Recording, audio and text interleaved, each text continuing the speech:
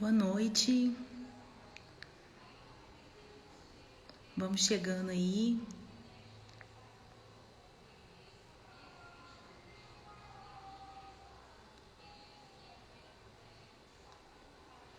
Boa noite.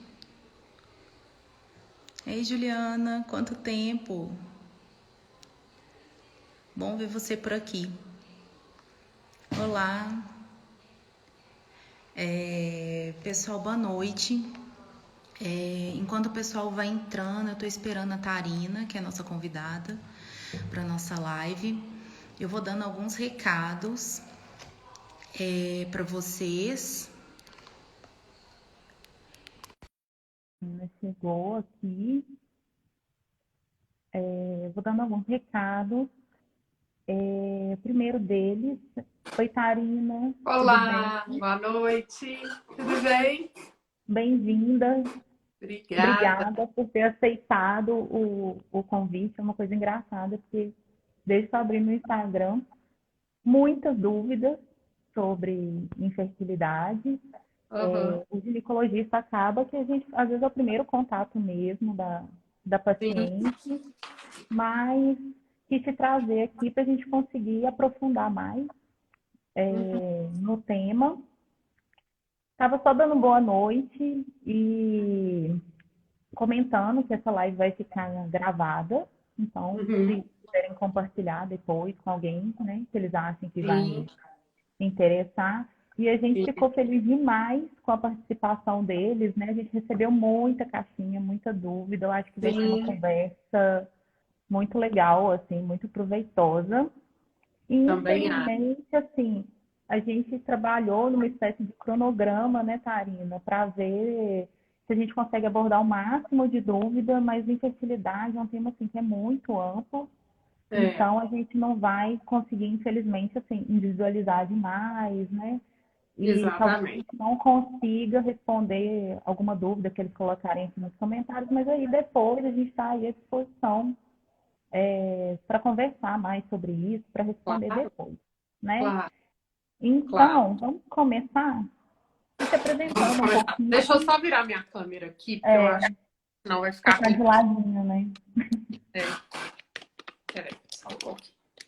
Ai, Aí, isso. Agora ficou agora melhor para melhorou todo mundo ver. infinitamente. Fala um Muito. pouquinho de você, porque você está de visita aqui, né? No... Ai, peraí, deixa eu só posicionar melhor. É porque eu tava ao contrário, né? Muito bem. Então, o Bom, seguinte.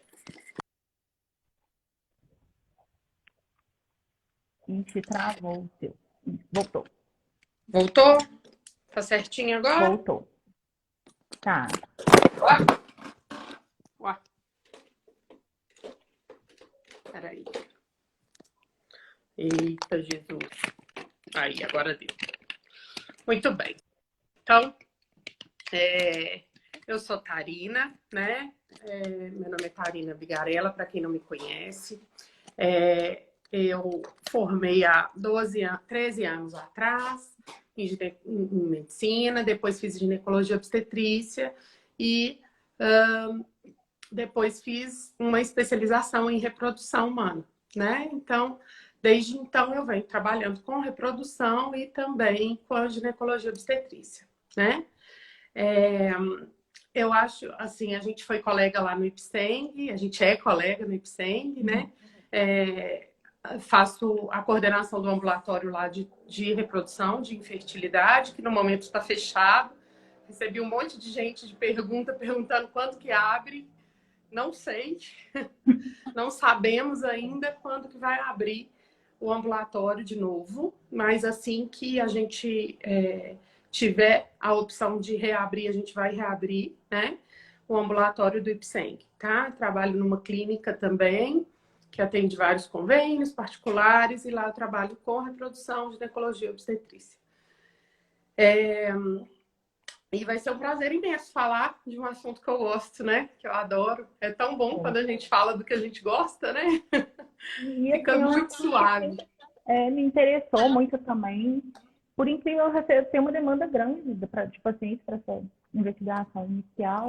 Na verdade, Então, tá ficando cada vez mais comum, né?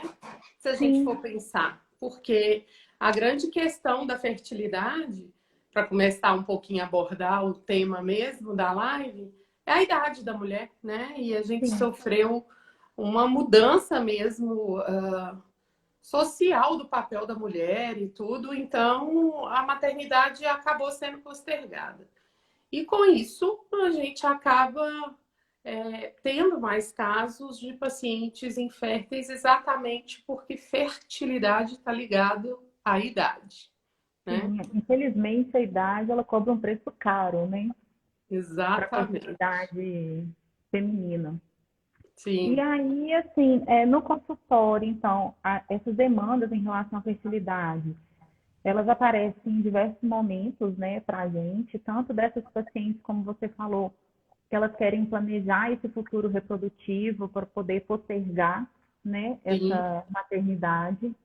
Elas aparecem para aquelas pacientes que já querem engravidar, então vem para avaliação pré-concepcional, né, para ver se tem alguma coisa que pode interferir ou complicar essa futura Sim. gestação. E aparece no que vai ser basicamente o tema da nossa live, daquelas tentantes, né? Aquelas que já estão tentando há um tempo e não estão obtendo sucesso Uhum. nessa gestação. Então, Perfeito. assim, primeira coisa que eu queria chamar a atenção é porque normalmente a gente recebe essas pacientes sozinhas no consultório, né? Como Uhum. se essa questão da fertilidade fosse uma questão relacionada exclusivamente à mulher.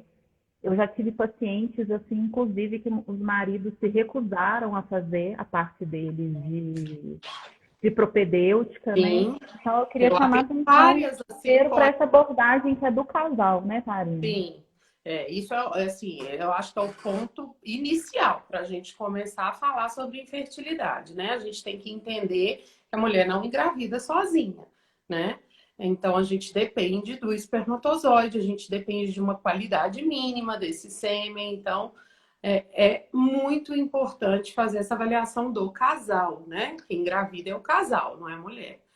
E vou te falar que, assim, é não raro a gente atende pacientes vindos de outros colegas que esquecem completamente de pedir a parte masculina da propedêutica, né? Sim, Então, assim, isso não pode acontecer, a gente tem que sempre estar muito atento à questão do masculina, até porque o homem participa em torno de 60% das vezes dos quadros de infertilidade. 30%, aproximadamente 30% de forma isolada, como causa masculina, e em 30% como causa associada masculina e feminina. Então, imagina que você está deixando de lado uma pesquisa onde tem 60% de envolvimento, né? sim. Impossível, né? Não pode deixar de lado de jeito nenhum, né? E os homens, eles têm um pouco a cultura de ir ao médico, de prevenção de saúde, de promoção de saúde ainda mais difícil do que a mulher, né?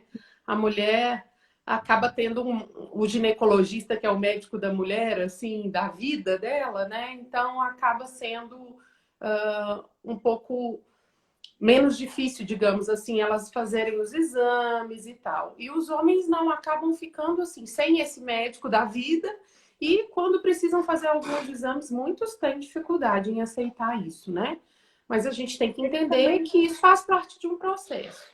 e eles também ainda têm um pouco de um preconceito da relação até assim de potência sexual. Não sei se você percebe muito isso com a questão Demais, da infertilidade, né? demais. Que Então, são isso coisas é, de completamente fato, diferentes, né? Sim, uma dificuldade que às vezes a gente tem na abordagem desse casal, né? E aí exatamente. vamos começar falando um pouquinho da questão da fertilidade e depois a Uhum. gente aprofunda, né, na questão da infertilidade, porque a gente teve uma dúvida, que é um tema que a gente pode trazer até depois, que é a questão de planejamento reprodutivo, às vezes mais para frente até falar alguma coisa de coleta de óvulos, né, para Uhum. postergar. Mas Sim. teve uma pergunta que é: posso fazer um estudo antecipado sobre a minha fertilidade? Então, justamente preocupada com essa possibilidade, né, de poder engravidar um pouco mais tarde. Às vezes, algumas mulheres vêm no consultório querendo que a gente fale, olha, você pode esperar mais 5 anos, porque a sua reserva ovariana dá para guardar. E a gente sabe que, na verdade, como a gente já falou, a fertilidade ela vai caindo muito com a idade, né? Principalmente após os 35 anos. E a gente tem poucas respostas, né, para dar para essa É, paciente. na verdade, infelizmente, a gente não tem um exame que nos fale assim, olha, você tem uma reserva boa para daqui 5 anos ainda. Então, fazendo esse exame, você pode ficar tranquila e postergar a sua gravidez em 5 anos e fazer seus projetos, né? Os projetos que você tem.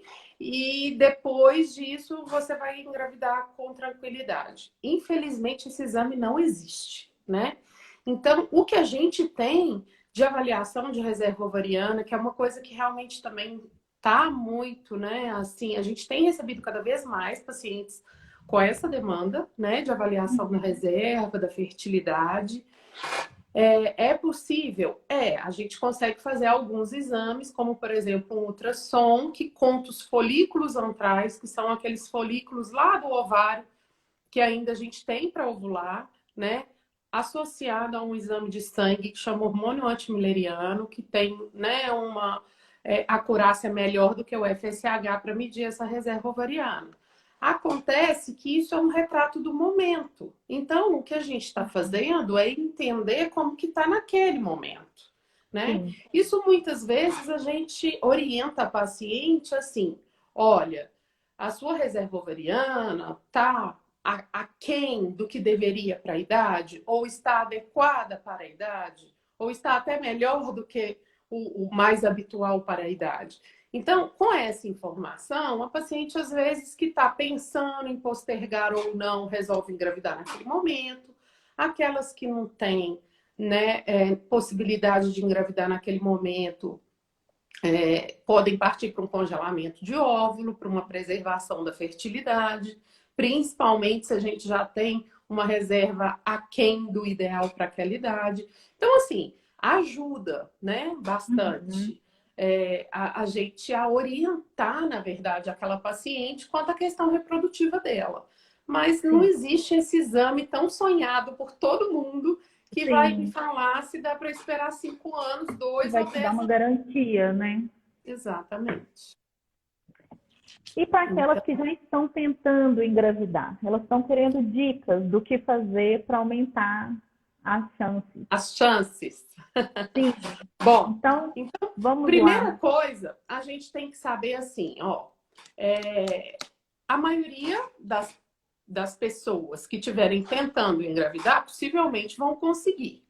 A gente tem um índice, né, de infertilidade na população mundial em torno de 15%. Então, se a gente for pensar nisso, a gente tem 85% aí das pacientes férteis, né, dos casais férteis. Então, a grande maioria vai conseguir. A gente está em um momento de vida, assim, que eu acho que a gente está muito imediatista. Então, Sim, assim, eu quero engravidar agora, porque meu neném vai nascer daqui 9 meses, e o signo vai ser tal, e vai ser no dia tal, e na hora tal, e tudo programado. Mas a natureza não é assim, né? Então, a gente não tem. A ciência, a medicina não é matemática, não tem como a gente fazer esse cálculo desse jeito. E a gente tem que entender que, na grande maioria das vezes, o que a gente produz não é de boa qualidade. É por isso que a chance de gravidez por tentativa, ou seja, por mês, não é tão alta. Então a gente tem que ter paciência para esperar que a gente ovule um óvulo de qualidade, que esse óvulo de qualidade encontre um espermatozoide de qualidade e que esse embrião seja um embrião de qualidade para implantar no momento adequado uterino. Enfim, então são tantas variáveis que não tem como prever isso tão rápido assim. Quer dizer, poder acontecer pode, né?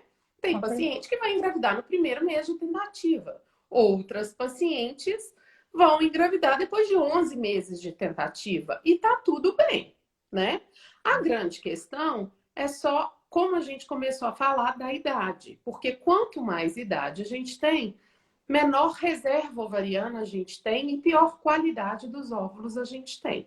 Então, pacientes que estão tentando engravidar, que tem menos de 35 anos, a gente aguarda 1 ano de tentativa espontânea, sem exame, sem nada, sem estresse, tá? Para tentar engravidar espontaneamente. Pacientes com mais de 35 anos, porque a gente tem uma queda muito rápida da reserva ovariana depois dos 35, a gente aguarda 6 meses e inicia a investigação. Não é que tem que tratar com eu tenho 35 anos e 1 dia. Tem 6 meses e 1 dia que eu estou tentando engravidar. Eu tenho que fazer tratamento? Não, não é assim. A gente começa a pesquisar, ver se tem alguma dificuldade que a gente consiga corrigir, né? Então, é mais nesse sentido. Agora, assim, dicas importantes que eu acho que vale a pena a gente falar, né, para essas pacientes que estão tentando engravidar, muitas perguntam assim, e o chá de não sei o quê? E se eu usar Todo mundo tem uma vitamina? E receitinha, se eu né, para usar, ajudar. minha avó, não sei A quem posição falou, que que engravida tem mais uma... fácil.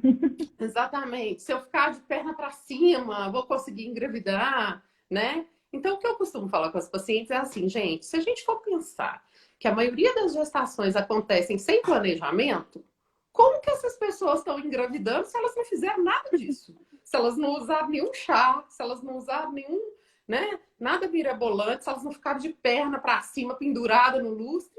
Então, assim, isso não faz sentido, na verdade, né? Não faz sentido. Vale a pena Mas, fazer uma mas existem avaliação, né? algumas dicas, sim, para as pacientes que querem engravidar, que não são essas, né? São É. dicas que realmente poderiam funcionar. A primeira delas que eu sempre aconselho a paciente é a entender melhor o ciclo menstrual dela. Porque aí ela vai conseguir ter relação no período fértil. Então, o período fértil não é 1 dia que a pessoa ovulou e tem que ter relação naquele minuto, senão o óvulo desaparece. Não é assim. A gente tem um período fértil que gira em torno de 2 dias antes daquela ovulação até 2 dias após aquela ovulação. Esse é o período fértil. Para a gente entender esse período fértil, a gente tem que saber de quantos dias é o ciclo de cada mulher. Porque o Porque ciclo muitas pode ir de ficam no tal do 24 a 14º, 35 né? dias, né? Então, o ciclo não é aquele reloginho 30, 30, 30, né? Então, cada mulher tem um ciclo dentro da regularidade, que ainda assim é considerado regular, né? Mas que às vezes não é 30, 30 certinho assim. Sim. Então, conhecer o ciclo menstrual é um fator muito importante, porque aí sim você otimiza a relação sexual no momento que você está fértil, que a mulher está fértil. Isso é importante. Para Né? muitas pacientes, essas orientações simples de período fértil, né, de como ter a frequência adequada de relações, já é suficiente para Já é resolver suficiente muitas essas vezes. questões de fertilidade, né? Exatamente. Muitas vezes só isso já resolve o Já problema dela. resolve o problema. Né? Sim. Então, aquela questão da gente conhecer o próprio corpo, da gente entender como que o nosso ciclo menstrual está funcionando, entender os sinais que o nosso corpo dá para gente. Na época da ovulação, muitas mulheres têm aquele muco cervical mais espesso, né? Que também, às vezes, ajuda a identificar esse período fértil. Então, assim, a gente tem que conhecer o corpo, a fisiologia. Eu gosto muito de explicar da fisiologia para a paciente, porque aí ela entendendo isso, como que isso tudo funciona, é mais fácil realmente ela otimizar essa relação. Agora, é importante a gente falar também do que atrapalha a fertilidade, né? Então, a gente sabe que a obesidade está relacionada com infertilidade, né? O IMC acima do ideal, ele provoca alterações inflamatórias nas células, né? E isso faz com que a gente não tenha um ambiente tão bom para engravidar, né? Porque o nosso corpo funciona por inteiro, ele não funciona em compartimentos, né? Então, se a gente está saudável, se a gente está com um nível de vitaminas, sais minerais adequado, né, de hemoglobina, se a gente não está com processo de anemia, né? Se a gente não tem alterações na tireoide, por exemplo, que é uma glândula que pode interferir quando está inadequada na secreção hormonal que ativa o ovário, a ovulação, né? A prolactina, que é um outro hormônio também. Então, assim, enfim, a gente tem que entender que alguns fatores prejudicam a gente a engravidar. E é por isso que é tão importante a gente fazer essa consulta pré-concepcional. Porque se a gente identifica alguma coisa ali, de repente é uma coisa que a gente consegue corrigir e que a paciente consegue engravidar espontaneamente. Esses dias eu estava postando aqui no Stories, foi até uma brincadeira, porque foram aparecendo várias, assim, questões muito relacionadas a causas reversíveis, né? Principalmente ovulatórias, SOP, alterações de tireoide, de prolactina, enfim, de hábitos de vida, né? Muito mais relacionado a isso que os pacientes conseguiram engravidar espontaneamente, né? E foi engraçado porque foi aparecendo uma atrás da outra. Eu falei, gente, eu vou virar guru agora mesmo. Vou falar que sentou aqui e já engravida. É muito Mas é comum porque, isso, né? mas é porque tem muita coisa que a gente não precisa de tratamento para É, infertilidade, né? eu também tenho muitas pacientes, principalmente ovário policístico, então a gente sabe que, assim, perda assim, de 10% desse excesso de peso é suficiente muitas vezes para É essa mulher voltar suficiente a para ovular. voltar a ovular. Então, Exatamente. só da gente conscientizar, às vezes, mudança de hábito de vida, a gente já consegue corrigir essa questão que a paciente Exatamente. achava que ia levar muito tempo, né, para Perfeito. engravidar, engravida. Tabagismo, né? Sedentarismo, Sim, obesidade, é né? uma ótima época Alterações. para abandonar, né, hábitos ruins e tentar Sim. modificar, né? Fácil não é não, né? Não, Fácil não não é é, eu já falo fácil. com elas. Às vezes algumas comentam assim, mas é só isso? Eu só vou ter que fazer isso? Melhorar minha alimentação e fazer atividade física e parar de fumar e parar de consumir muito álcool? Ah, então tá tranquilo. Eu falei, tá, quero ver fazer, né? Porque mudar estilo de vida é muito difícil, né? Eu acho que talvez se tivesse um remedinho que resolvesse tudo Era isso, muito talvez mais fosse mais fácil. fácil, né? Uma Mas não pílula tem, mágica era muito mais fácil. não tem. Então, realmente, a gente tem que mudar esse tipo de vida e entender que se a gente está saudável, o nosso ovário vai estar melhor, com certeza, né? Uhum. Assim como o nosso cérebro, assim como o nosso pulmão, assim como o nosso coração, assim como todos os nossos órgãos, enfim, Sim. né? Nosso corpo todo. Então, isso é muito legal. Uma outra pergunta que teve é se o estresse pode atrapalhar a fertilidade. Eu acho interessante a gente falar, já que a gente ainda está na fertilidade, é interessante falar sobre o estresse, né? O estresse crônico, ele libera o cortisol, que é um hormônio do estresse no sangue. Isso em excesso realmente pode atrapalhar a secreção, né, de hormônios que estimulam a ovulação. Então, isso assim, ao longo de muito tempo, uma coisa muito crônica, um estresse muito tóxico, né? Tá na moda agora o estresse tóxico. Então, isso realmente pode prejudicar, sim, né? Mas eu acho que é assim, isso é tão incrível que eu acho que o corpo entende assim. Se você tá tão ruim assim, como que você vai gerar uma vida agora e cuidar de um filho, né? É tão perfeito, né? A medicina é tão, nosso corpo é tão maravilhoso que até isso tem essa conexão, né? Assim, se você tá sob um estresse dessa forma, né? Não seria bom você engravidar agora, né? Ter um É filho um para mecanismo cuidar de proteção mesmo, a né? nível de proteção, é perfeito, né? Então, esse tipo de estresse, sim, né? Agora, ficar ansioso porque está planejando uma gravidez e às vezes passou um mês, dois, três, quatro, cinco, não veio, e ficar um pouco ansioso, isso é normal, gente. Todo mundo fica, né? A gente Uhum. tem que entender se a gente está bem preparada do ponto de vista nutricional. Então, a questão da nutricionista perinatal também é muito legal, porque ela trabalha todas essas questões de vitaminas, de sais minerais, ver como que está a sua dieta, se está adequada, se não está, né? Então, é muito bacana essa parte também da nutrição, do ácido fólico, que a gente sabe que é hiper importante, fazer uso de 30 a 90 dias antes de engravidar, né? Então, tem muita coisa para se fazer quando a pessoa planeja engravidar, né? E tem muita coisa sim que pode melhorar a fertilidade, Ajudar. né? Então a gente tem que cuidar dessa parte, né? Cuidar da atividade física, da alimentação, tomar os suplementos necessários, e é isso. Uma pergunta interessante que é comum foi perguntando, eu recebi pergunta tanto relacionando a chegada da menstruação, né, que é a menarca precoce, quanto a menarca tardia, se isso interfere Sim, na fertilidade da mulher. E, na realidade, não existe uma resposta fechada para é, isso, né? Porque se imagina que a menarca precoce, em tese, como você já nasce com seu pool de folículos, né? Então, você começa a menstruar mais cedo, você pararia de ovular mais cedo. Mas o que muitos estudos mostram é justamente o contrário, que a mulher que vai ter subfertilidade ou dificuldade para engravidar vai ser justamente aquela que começa a menstruar mais tarde, ao contrário, né, do que a gente poderia pensar. sim. Na verdade, ou o uso de pílula anticoncepcional, ou, por exemplo, ter muitos filhos ou não ter nenhum filho.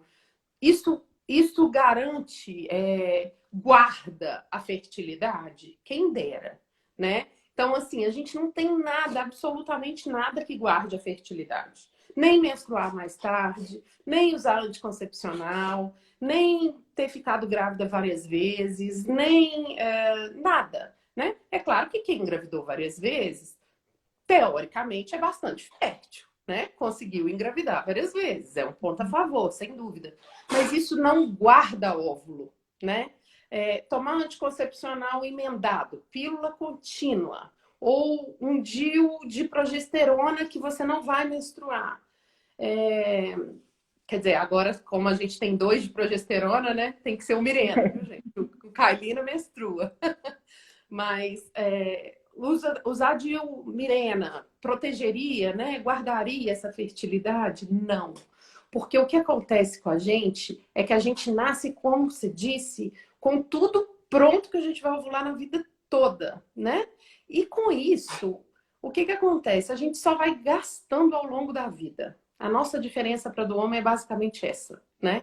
O homem faz a espermatogênese, que é a produção nova dos espermatozoides, a cada 90 dias. E a gente nasce com tudo pronto e vai só gastando, gastando, gastando, gastando. Não é num ritmo que é certinho, né? Assim, Exatamente.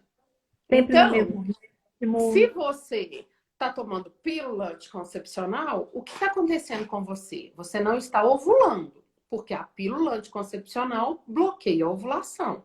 Só que aquele número de folículos que saiu naquele mês é igualzinho se você não estivesse tomando pílula. O que saiu da sua reserva é a mesma coisa. A única diferença é que daqueles que saíram, um não vai crescer, amadurecer e ovular, porque você está tomando pílula. Mas saiu daquela reserva a mesma quantidade de quem não toma pílula, a mesma quantidade de quem está grávida, a mesma quantidade de quem usa DIU Mirena, DIU de cobre, DIU de prata, o que for. Então, não existe nada que a gente possa fazer que guarde a nossa fertilidade. Quem dera tivesse. É. E, inclusive, essa é uma dúvida frequente, né? Se esse uso de contraceptivo interfere de alguma forma na fertilidade. Porque a gente sabe que nenhum dos métodos reversíveis vai interferir na infertilidade, nem Sim, preservando e nem te atrapalhando de engravidar. O que sim, acontece é que você vai ter o que é a sua fertilidade para aquela idade. Então, o que acontece muitas vezes, eu usei pílula 10 anos e agora estou com dificuldade de engravidar. Não é porque você usou 10 anos de pílula, mas sim porque a sua fertilidade aos 20 é completamente diferente da fertilidade aos 30, né? Então, os únicos métodos exatamente. contraceptivos que vão interferir com a fertilidade são os métodos que são definitivos, que seria ligadura ou vasectomia, né? Os Perfeito. reversíveis, nenhum deles vão ter essa influência. Alguns métodos de depósito, né? Assim, os injetáveis trimestrais, né? Alguns implantes. A gente, como eles são de depósito, eles ainda podem ter um nível circulante logo depois da retirada. Então, às vezes você retira um método, um Mirena, por exemplo. E às vezes a paciente tem uma atrofia endometrial importante, às vezes ela demora um tempo a voltar a ciclar, Uhum. né? Mas assim, isso são poucos meses quando acontece, né? Assim, a gente não tem, por exemplo, um quadro de 1 ano e meio de infertilidade com paciente que usou Mirena e aí retirou o DIU e aí não voltou a ciclar porque estava em uso de Mirena depois de 1 ano e meio. Isso não existe, né? Então, assim, como a gente considera o diagnóstico de infertilidade, né, como 1 ano depois de tentativas de gravidez espontâneas sem sucesso, a gente já deu esse tempo, mesmo que a paciente use um injetável trimestral, use um implante subdérmico, enfim, independente do método que ela use, né, ela já vai ter tido esse tempo, mesmo que ela tenha 1 ou 2 meses ali que ela não voltou imediatamente a ovular ou a ciclar por causa do endométrio, ela já vai ter tido o tempo de se expor à gravidez, tá? Então, isso não acontece, a pílula oral, ela tem uma meia-vida muito curta, né? Tanto que pacientes, às vezes, que esquecem de tomar nos horários adequados podem engravidar, né? Então, a pílula oral, né, o comprimido oral, ele é muito difícil a gente ter uma demora do retorno à fertilidade, tá? Acho que é bom falar, né? Isso é sempre uma dúvida. Tem aquelas pacientes que tiram de um no mesmo, nem menstruam no mês seguinte, elas já estão grávidas. Exatamente. Né? Exatamente. Então, acaba ser mais individual do que referente ao método, muitas vezes, né? Sim, sim. Então, podem ficar todas tranquilas, né? Que a gente vai não, isso não provoca a partir do infertilidade, momento que decidirem, né, interromper seus métodos, isso não a provoca tendência é que a infertilidade. fertilidade volte O que a gente rapidamente. orienta muitas vezes é que essas pacientes elas procurem um ginecologista nesse momento, né? Antes de suspender, por exemplo, a pílula, antes, né, de suspender preservativo, se é que usa, né, como método preservativo, enfim. Antes de começar a se expor à gravidez, que ela vá ao ginecologista exatamente para fazer essa consulta pré-concepcional, né? Exatamente para a gente ver se tá tudo ok, para a gente iniciar o ácido fólico, iniciar alguma suplementação vitamínica caso seja necessário, enfim. Então, nesse momento aí, é interessante que ela procure, né? De 30 a 90 dias antes de suspender o método. E agora vamos entrar no que é propriamente, No né, tema, senão não dá tempo da gente falar. Senão não vai dar tempo, a gente fala demais. Eu sou duas que falam muito, né? Então vamos entrar um pouco. Você já começou a falar um pouco do que é essa definição, do que a gente vai considerar que é infertilidade, né? Se a gente tem algumas, vou falar de duas perguntas aqui. Uma, eu engravido, mas a minha gravidez não vai para frente, perguntando se isso a gente considera infertilidade. E quanto tempo tentando para o casal ser considerado infértil, que já é uma coisa que a gente começou a adiantar. Então, o diagnóstico vai ser feito quando o casal, né, não obtém gravidez, sendo que tem relações frequentes, pelo menos por 1 ano, né? Nas mulheres acima de 35, a gente orienta um pouco menos de tempo, né? Que seriam 6 meses para a gente começar uma investigação. Isso, para começar mas a gente considera que um casal fértil, ele pode levar até 1 ano, mais ou menos, né? A gente tem às vezes até mais um pouquinho, né?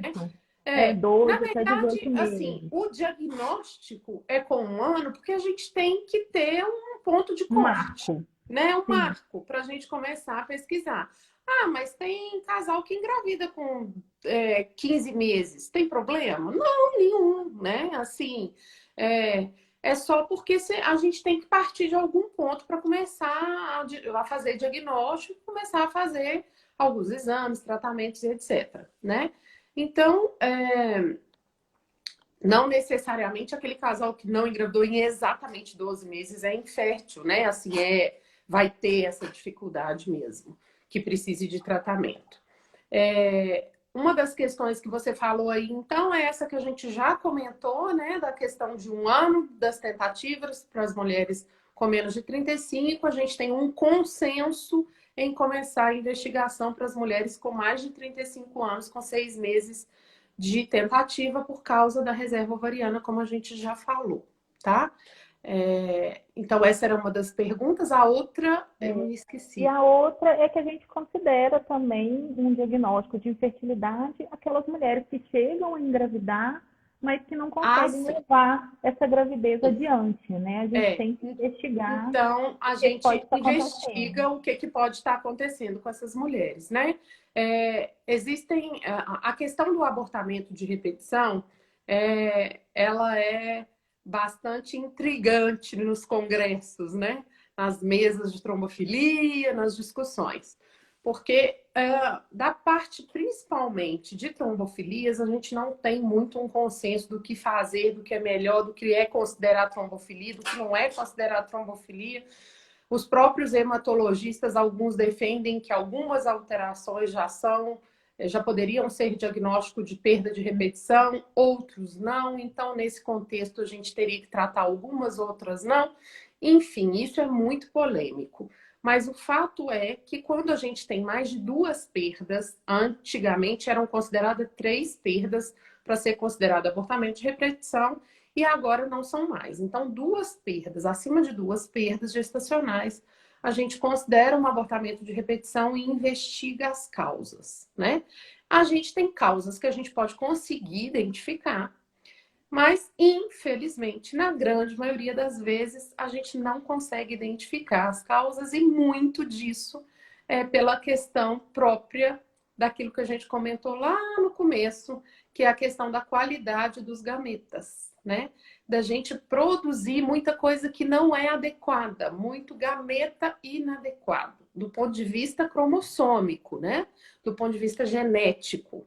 Então, algumas vezes, para essas pacientes que têm perdas de repetição, onde a gente pesquisa, investiga trombofilia, investiga tudo, não acha a causa, às vezes alguma saída pode ser, nesse caso, principalmente em dependência da idade da mulher, uma fertilização in vitro com biópsia de embrião, né? Porque a gente retira pelo menos o risco de aneuploidias, né?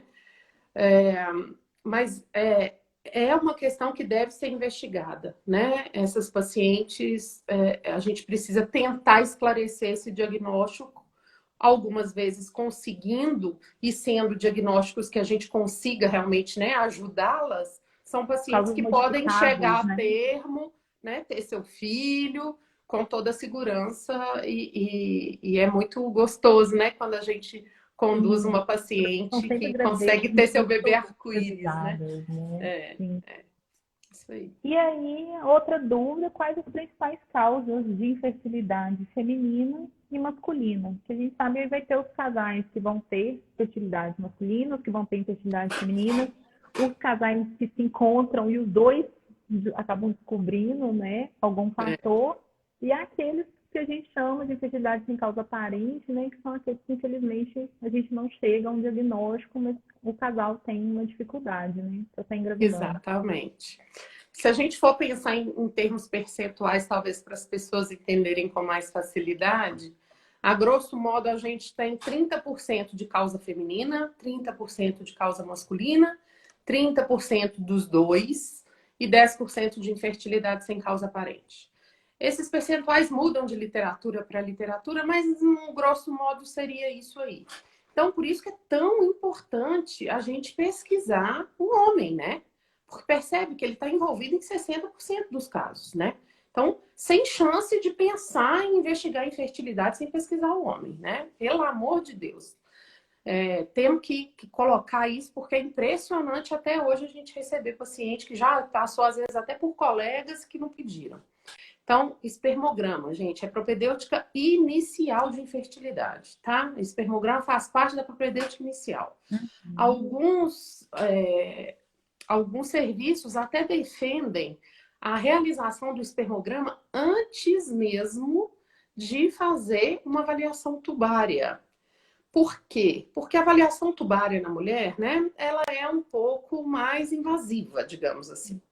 Né? É um exame um pouco doloroso, a gente costuma usar um antibiótico profilático antes, porque a gente está num ambiente potencialmente contaminado, que é a vagina, e vai ter, né, descarga do contraste para a cavidade abdominal, né, que é um ambiente estéreo. Então, assim, pode ser um pouco doloroso o exame, enfim, a gente deve, né, sempre fazer o espermograma. Eu gosto muito dessa linha de pensamento Normalmente até eu faço antes isso da também. histerosalpingografia, que é o exame das trompas, tá? Sim.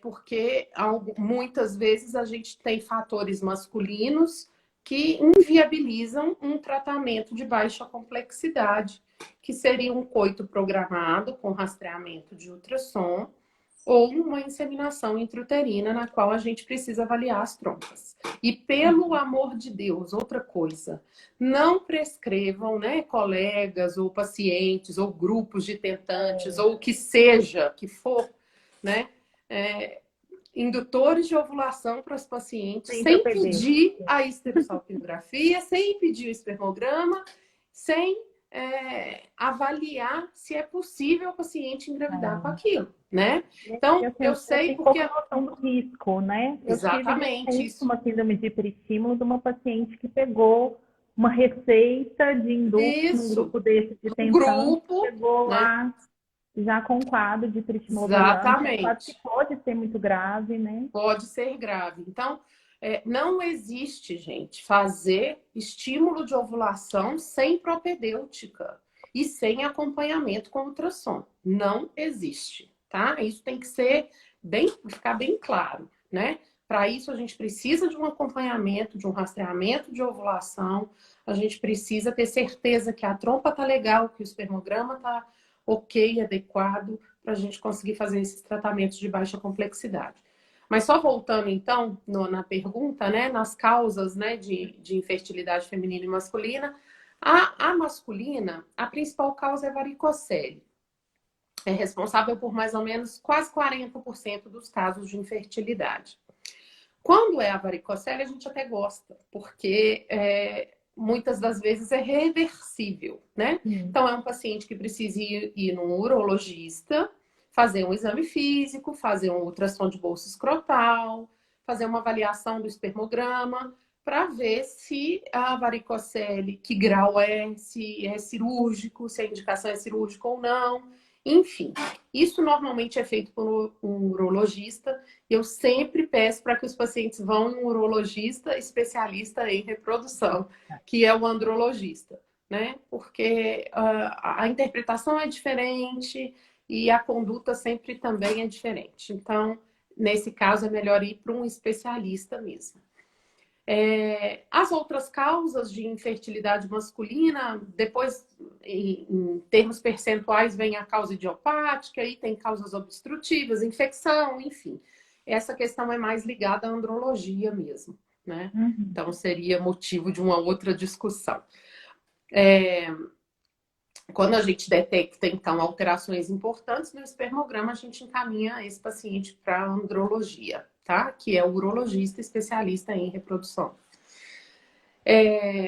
Das causas femininas, né, a gente tem como principal causa a questão ovulatória, né? Então, a grande causa é relacionada à idade, né? Porque, como a gente já falou inúmeras vezes, a idade da mulher reflete a reserva ovariana que ela tem. Mas as causas ovulatórias, não só pela idade, mas também por alterações, né, ovulatórias, são muitas vezes responsáveis pelos quadros de infertilidade, mais ou menos 35% das causas, tá? Então, nesses casos, a gente tem que lembrar sempre de pesquisar outras causas hormonais que não ovulatória mesmo, que podem estar relacionadas ao processo, né? Então, tireoide, prolactina, tudo isso a gente precisa pesquisar, porque pode interferir na ovulação, sem ser exatamente uma causa de dentro do ovário, tá?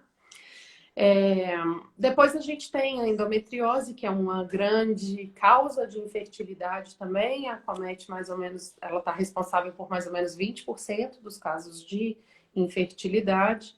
Não é todo mundo, gente, que tem endometriose que vai ter infertilidade, né?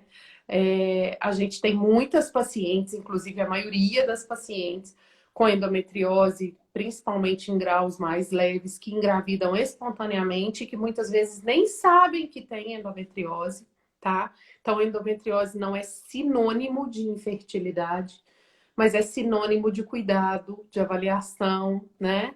E de preocupação com a fertilidade por ser uma doença inflamatória que a gente Talvez sabe que não tem está repercussão. postergando, né? Isso. Então, tem repercussão até na qualidade desse óvulo, né? A gente tem estudos, por exemplo, que mostram que pacientes inférteis com e sem endometriose na mesma idade, né? A qualidade de óvulos da paciente que tem endometriose é mais comprometida do que da que não tem, né? Então, excluindo o fator idade, já que a idade é a mesma para as duas, a gente tem piores qualidades de óvulos em pacientes com endometriose. Então, essa paciente, ela precisa ser bem orientada, ela precisa ser bem conduzida, né? Uhum. Não significa que ela vai ser infértil, mas ela precisa de uma condução adequada. Assim como as pacientes com ovário policístico, né? Que é tema de outra live também. Endometriose, ovário policístico, a gente não consegue falar Endometriose aqui, porque é muita coisa. e ovário a gente combina depois, né? Para A falar gente combinou outras especificamente. lives, porque não dá tempo de falar tudo. Mas uma outra coisa que eu gosto muito de desmistificar é que o ovário policístico não engravida, né? A paciente, quando ela tem algum problema ovulatório, em algum mês ou outro, ela pode ovular. E se ela ovular, ela pode engravidar se ela tiver relação naquele período fértil. Então, não existe essa questão de quem tem ovário policístico não engravida de jeito nenhum, né? A paciente, se ela está anovulatória, mesmo assim, ela tem risco de escapar uma ovulação e de engravidar, tá? Então, só tomar cuidado com esses rótulos, porque muitas vezes a gente recebe paciente, ó, eu engravidei, mas eu já tive gente que falou que eu não ia engravidar nunca na vida, porque eu tinha isso, eu tinha aquilo, né? As causas tubárias também são muito importantes, principalmente por infecções pélvicas, né? TIP, clamídia, algumas são assintomáticas, então a gente tem infecção, às vezes, pélvica e não sabe, porque não tem sintoma nenhum. E aí, a clamídia, por exemplo, vai lá e danifica a tuba. Então a gente vai perceber isso só quando a gente está tentando engravidar, quando a gente for tentar engravidar, e aí tiver alguma dificuldade e for pesquisar a tuba, né? Infelizmente, a gente tem riscos nesse sentido por infecções assintomáticas. O que mais que a gente teria que falar? A gente tem as causas idiopáticas também, né? Que essas são terríveis, porque são as causas que a gente não consegue identificar, né? E com isso a gente não consegue, às vezes, atuar num determinado ponto para melhorar essa fertilidade. Tem vários estudos que mostram que infertilidade sem causa aparente, com avaliação de cariótipo normal, acima de 3 anos, ou seja, com bastante tempo já de exposição à gravidez, deve ser feita a fertilização in vitro, né? Porque são causas que a gente não consegue identificar, que parece que não existe, mas que existe e que é tão difícil que a gente não consegue identificar. Então, o melhor tratamento seria a FIV nesses casos. Então, tendo em vista essas que são as principais causas, a nossa investigação vai basicamente englobar isso, né? No caso do espermograma, ele vai trazer tanto contagem de espermatozoide quanto uma avaliação da qualidade desse espermatozoide. E na mulher, a gente vai avaliar basicamente útero, né? Se tem alguns tipos de as causas uterinas, que sim. interferem. Mais ou né? menos 10% de responsabilidade nos Miomas, casos de infertilidade. interferindo. O ovário, a gente já falou um pouco, que normalmente nessas causas anovulatórias, né? E a trompa, que pode ser por fator obstrutivo, ou algum outro fator. Então, é o que a gente vai fazer de investigação. Estou começando a correr, porque eu estou ficando preocupada, porque já são 8h20. Nossa, passa muito rápido, e a gente ainda né? tem muita coisa para falar. Estou levemente desesperada. Mas, enfim, infertilidade de causa masculina, a gente recebeu muita dúvida, né? De quando que esse espermograma baixo vai conseguir ter um filho, independente de fazer fertilização, quando esse homem, e quais tratamentos para o espermograma baixo. Eu entendi que aqui eles estão querendo saber sobre a oligospermia, né? A oligospermia, a gente tem que entender melhor para responder essa pergunta, né? A gente tem que entender se é só uma oligospermia. O que é oligospermia primeiro, né? A oligospermia é a quantidade, o espermograma. Deixa eu só falar isso rapidinho, que eu acho que é importante esclarecer.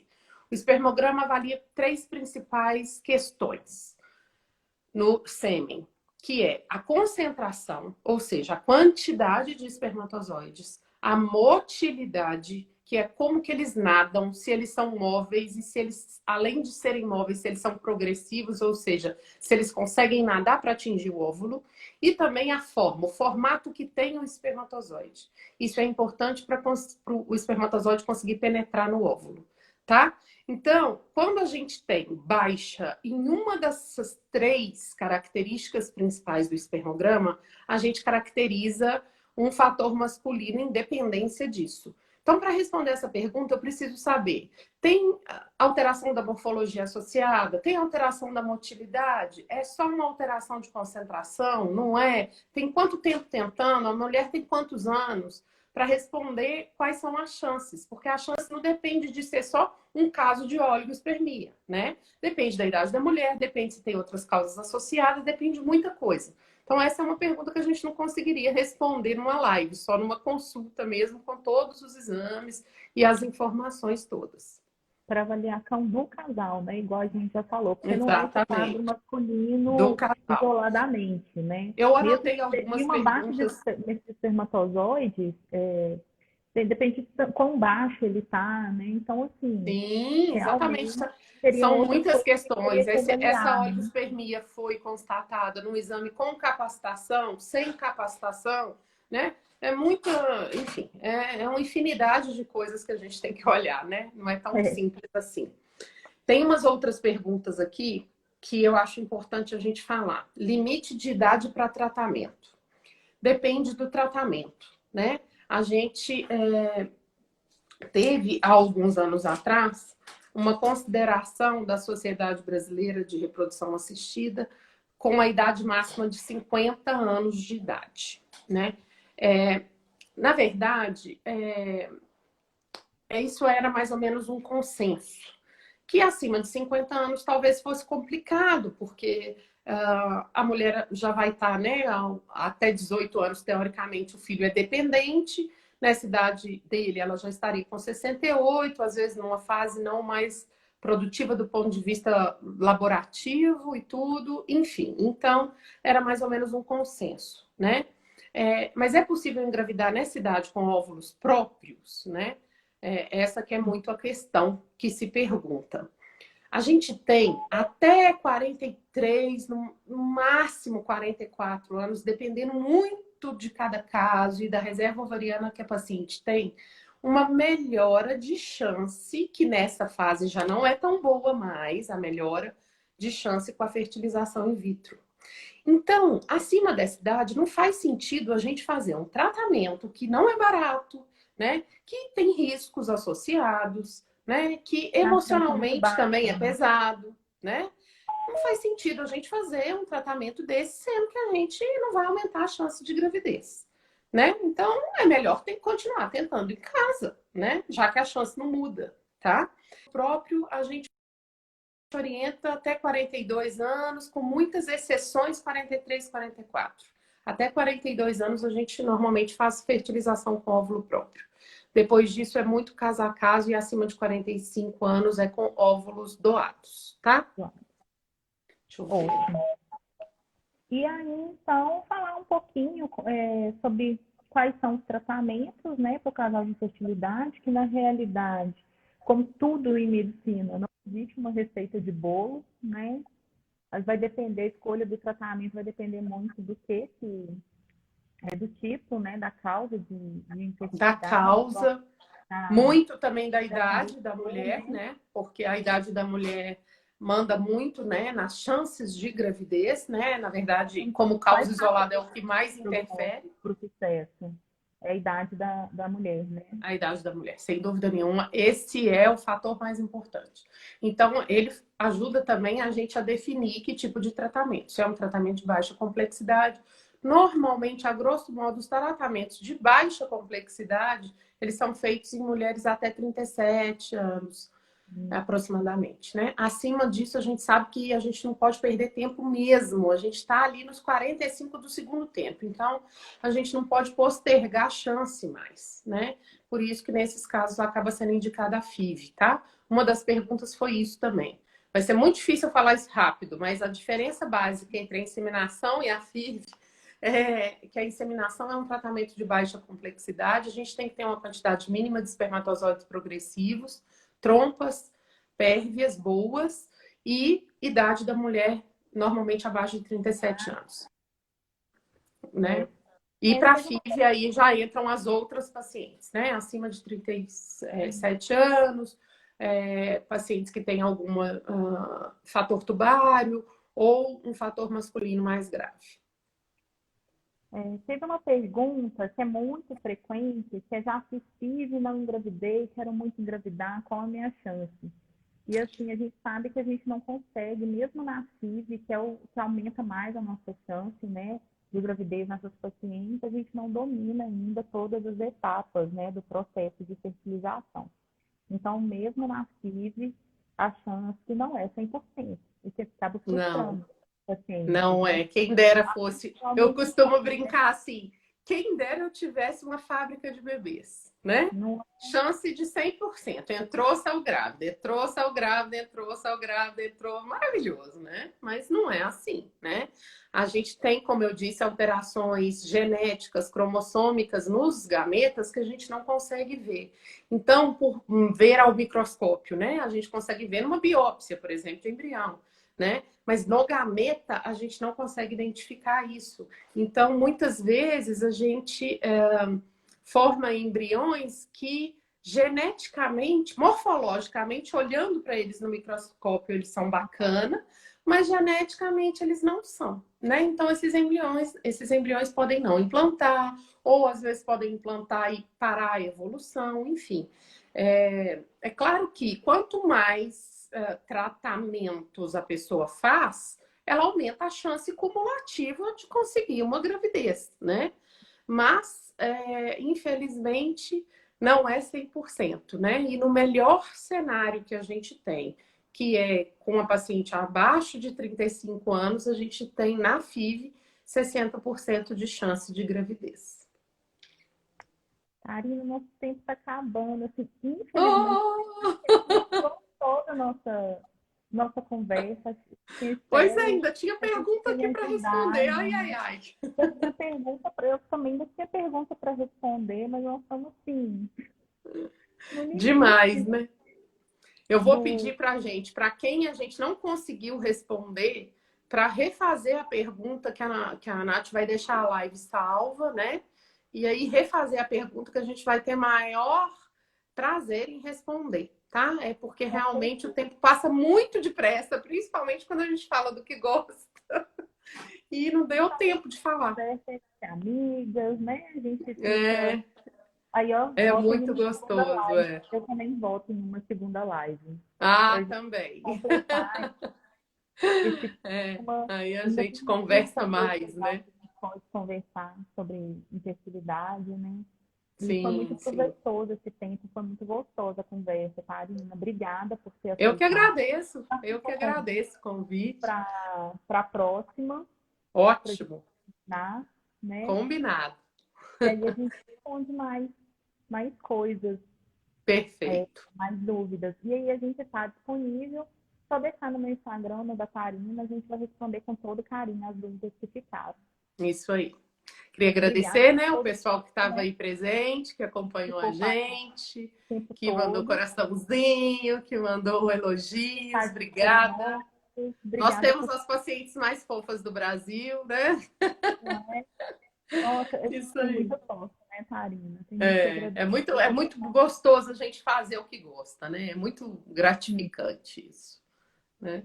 Tem muita sorte. E aí, então, quando a gente faz o que gosta, a gente atrai só gente boa, né, pra perto. Pois é bem por aí. Ok. Obrigada, foi uma delícia. Eu que agradeço. Combina uma nova live depois, pra gente esclarecer mais dúvidas. Ótimo. Combinado? Combinado. Obrigada. Boa noite, beijo. Um beijo. Tchau, tchau. Tchau.